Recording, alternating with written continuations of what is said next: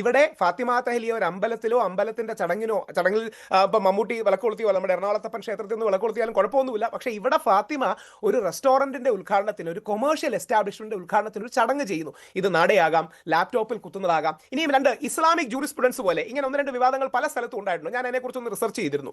അവർ പറയുന്നത്, പ്രൊനൗൺസിയേഷൻ ശരിയാണെങ്കിൽ കറക്റ്റ് ചെയ്യാം, അൽ ഉമൂറു ബി മഖാസിദിഹ, അതായത് ആക്ഷൻസിന്റെ ആത്മാവെന്ന് പറയുന്നത് നീയത്താണ് അഥവാ ഇന്റൻഷൻ ആണ്.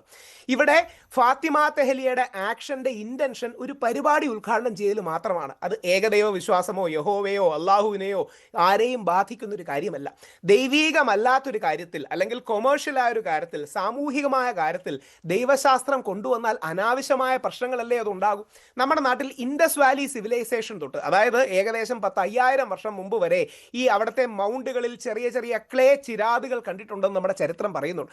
നമ്മുടെ നാട് 10,000 വർഷങ്ങളായി ആഘോഷിക്കുന്ന ഒരു കാര്യമാണ്. അതിനോട് നമുക്ക് എതിർപ്പ് പ്രകടിപ്പിക്കുന്നതിന് എന്തെങ്കിലും അർത്ഥമുണ്ടോ എന്ന കാര്യത്തിൽ സംശയമില്ല. നേരത്തെ പറഞ്ഞതുപോലെ യൂസഫ് അലി സാറിനെ പോലുള്ളവർ, മഹാനായ മമ്മൂട്ടി സാറിനെ പോലുള്ളവർ ഒരുപാട് പേർ ഇത്തരം കാര്യം പറയുന്നു. പക്ഷേ ഐ അക്നോളജ്, അതായത് മുസ്ലിം ലീഗിൽ തന്നെയുള്ള, മുസ്ലിം സമൂഹത്തിൽ തന്നെയുള്ള ഒരു വിഭാഗം ആൾക്കാർക്ക് പണ്ട് മുതലേ ഇതിനോട് റിസർവേഷൻ ഉണ്ട്. ഏറ്റവും ആദരണീയനായ ബഹുസ്വരവാദിയായ പാണക്കാട് തങ്ങളടക്കം ജോൺ ബ്രിട്ടാസാറിന് കൊടുത്തൊരു ഇന്റർവ്യൂവിൽ ഇതിനെക്കുറിച്ചൊരു എതിരഭിപ്രായം പറയുന്നുണ്ട്. പക്ഷേ പൊതുസമൂഹത്തിന്റെ ഭാഗമായി വരുമ്പോൾ നിയ്യത്ത് അല്ലെങ്കിൽ അല്ലെങ്കിൽ ഇന്റൻഷൻ അല്ലെങ്കിൽ ഉദ്ദേശമാണ് പ്രധാനം. ഇത് ഇസ്ലാമികമായും തെറ്റല്ല. കാര്യം അവിടെ ഫാത്തിമ തഹ്ലിയ പോയത് ദൈവശാസ്ത്രപരമോ ആത്മീയമോ അല്ലെങ്കിൽ വിശ്വാസപരമായ ഒരു കാര്യത്തിനെ അല്ല, ഒരു കൊമേഴ്ഷ്യൽ എസ്റ്റാബ്ലിഷ്മെന്റിന്റെ അല്ലെങ്കിൽ ഒരു കടയുടെ ഉദ്ഘാടനത്തിന് വേണ്ടിയാണ്. അവിടേക്ക് ദൈവശാസ്ത്രം അനാവശ്യമായി കൊണ്ടുവന്നാൽ അത് സമൂഹത്തിൽ വിള്ളലുകൾ ഉണ്ടാക്കിയേ ചെയ്യൂ. ഹിന്ദു മുസ്ലിം ഐക്യത്ത് എന്നുള്ള പ്രോജക്റ്റിന് കൂടുതൽ വിഘാതം ഉണ്ടാക്കിയേ ചെയ്യൂ, അല്ലെങ്കിൽ മതസൗഹാർദ്ദം എന്നുള്ള പ്രോജക്റ്റിന് വിഘാതം ഉണ്ടാക്കിയേ ചെയ്യൂ.